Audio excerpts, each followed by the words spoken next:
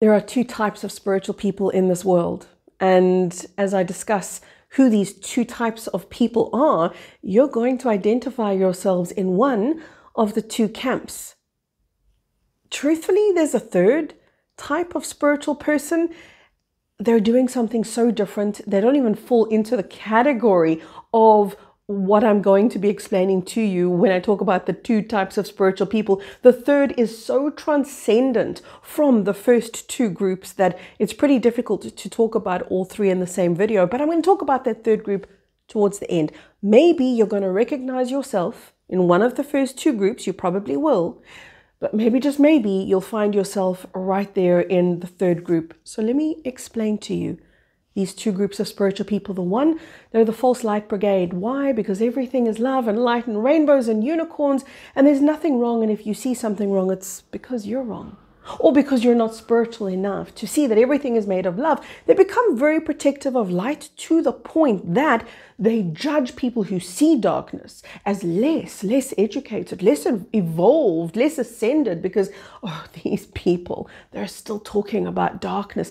Don't they know that everything is light? Don't they know everything is love? Let me explain the dynamic that's really going on there. What's going on there, because judgment is involved, that tells you they're not evolved. When judgment is involved, there's a lie and there's defensiveness, and they are defending the lie somewhere, somehow. So what these people are doing is they are afraid that if they see darkness and acknowledge darkness, and I know somebody in the comments, because this always happens, will ask me the question, what is darkness? It's everything that is not love, which can be something external to you, like what we think of as evil or what we think of as an entity even. And it could also be pain and trauma and betrayal and jealousy and everything that is of density and distortion, pain and hardship and struggle. All of that is darkness. So light is the opposite, right? Light will therefore be beauty, and it will be harmony, and it will be love. But there are people who are so afraid that that can be tainted by darkness that they won't let darkness in.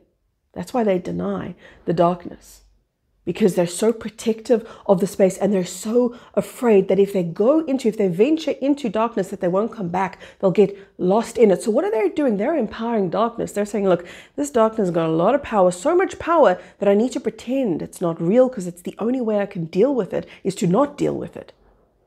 That's how powerful darkness is made by these people in the false light. It's almost ironic that they're empowering darkness through what they're doing. And what happens to the darkness that they deny? Does it go away? Does it stop existing because they're not looking? No, of course not. It gets buried deep inside of them. Now, please, don't judge yourself if this is you, and don't judge another if you see, oh yeah, I know somebody like that, because I think we all know somebody like this, and I think we were all like this at some point. At some point, we all began a spiritual journey imagining that it was all about the rainbows and the unicorns, and then shock and horror, we found out it was actually about facing something that people would perhaps refer to as the shadow, the darkness. There are those people, of course, who are in the other group, the other camp, and these people, believe it or not, are doing the same thing. But when I start out describing them, they're going to seem like a different world. Here it is.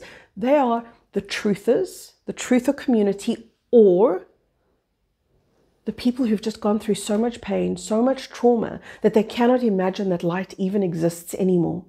They've seen too much. They've seen the depth of depravity that's existed on this planet, and they're not in denial. They have eyes wide open, and they've seen almost too much. And they've seen it without being shielded and shrouded by the protection of light and love and grace and beauty. They have gone where angels fear to tread.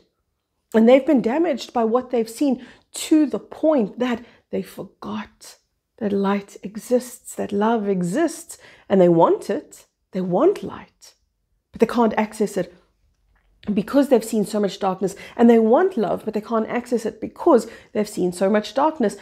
So in their desperation to feel ease and a relinquishing of this incessant darkness that is so difficult to carry, so difficult to see and deal with, what they've done is they've said, damn it, it's all darkness's fault. If darkness didn't exist, then light could. So in their minds, we've got to get rid of darkness. Got to banish darkness. Do you see how both are denying darkness or wanting to get rid of darkness? But the truth is, you don't get rid of an energy. You don't cut it away or deny it away. You can only do what an alchemist does, because that's what each and every single human being is, an alchemist. You are an everyday alchemist. You were born to transcend, not just to transform, but to transcend. You are here to turn one energy into another. And that alchemy can only occur when you can see, oh, both exist. And that's going to lead me to talk to you about the third group of people. But before I do, let's finish the second group of people. They've just seen too much damn pain and trauma and encountered too much. They don't understand that darkness can become light, and in fact that it's meant to. The third group of people, oh, I said to you, they are doing something so beyond what the first two groups are doing, because they are involved with that alchemy that I spoke about. You could say it like this: they're doing God's work, which is another way of saying they've stepped into higher purpose. This is what we really came for, what the third group is doing. And that is allowing ourselves to step into light and to access divinity, not false light, not light that is scared of the existence of darkness and therefore denying it, but rather light that says, yeah, there's darkness and it's somewhere, but right now I'm in light, baby, and I'm in love, baby, and I am connecting with presence, and I'm not letting darkness stop me. I'm just being aware that it's there. And we've gone through so much work and training and 3 intensely glorious masterclasses on alchemy in the Plasma Light Tribe recently. You can go watch those on replay and join us for more like this.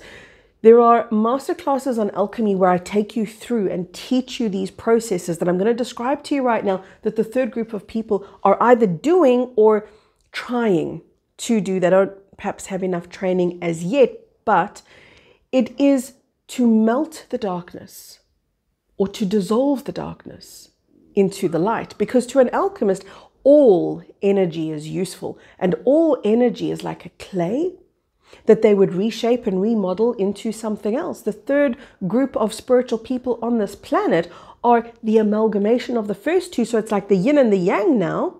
But instead of going, oh yeah, I'm the yin or I'm the yang, instead it's going, I am both. And then when that happens, the yin and the yang becomes something so exponentially bigger, brighter, and more than each of the individual parts could ever be. Suddenly, that circle that contains the yin and the yang explodes into light, and it becomes a quantum ripple, and it becomes God. And that is what we're here to do. And so many people would say, no, we can't really operate at that level yet. We've still got so far to go. But that's what ascension is. Ascension is the moment that we step into the alchemy of who we truly came to be as beings of consciousness on this planet. There are those people who will laugh at this and say, well, this isn't possible. And that's okay, because this may not be everybody's path. But if it's yours, you're still listening and you're going, ooh, ooh, ooh, maybe this is not about standing with a foot in each world, because eventually you'll end up doing the splits and splitting something that perhaps you shouldn't. This is about bringing both worlds into one place and creating a wholeness that wasn't there before.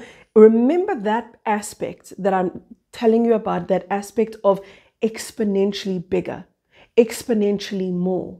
That's your answer in case you ever ask the question, how really, Kerry, will humanity attain these levels of enlightenment you speak of? Because they're so far off the mark. It is because we do not necessarily understand the nature of exponential growth or quantum growth. That third group of people, they start out being the bridge between each world, and then eventually they become the wholeness themselves. And at that level, they become a quantum ripple that wakes up hundreds, could be thousands, could be hundreds of thousands of people just by their pulsating presence alone. That's enough. Isn't it crazy? We always thought there was so much to do. And there is, but it's at an inner level. There is so much to do, but it's to do with how much can I accept? How much can I allow? How much non-judgment can I step into? How much personal responsibility can I actually allow myself to engage with?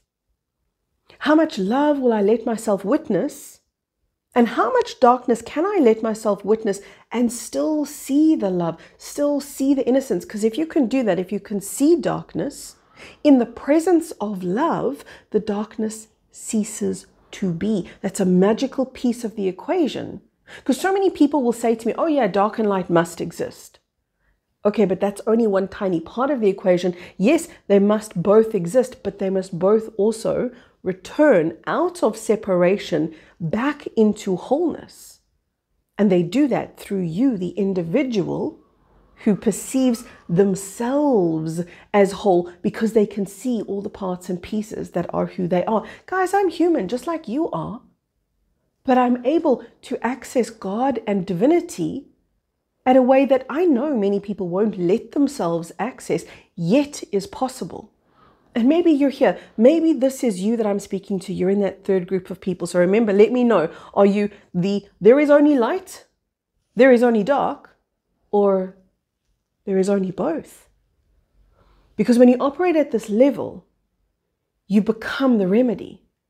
You become the answer to the question, how is humanity going to do this? How will we ever overcome the pain? How will we ever heal the distrust and the abandonment issues and everything that we've gone through?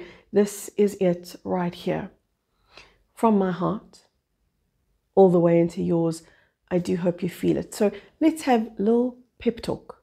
It's a pep talk that you probably didn't know that you needed, but I'm going to put it over here for you anyway. It's an older video, but it's a goodie. Go ahead and watch it now. Speak to you soon.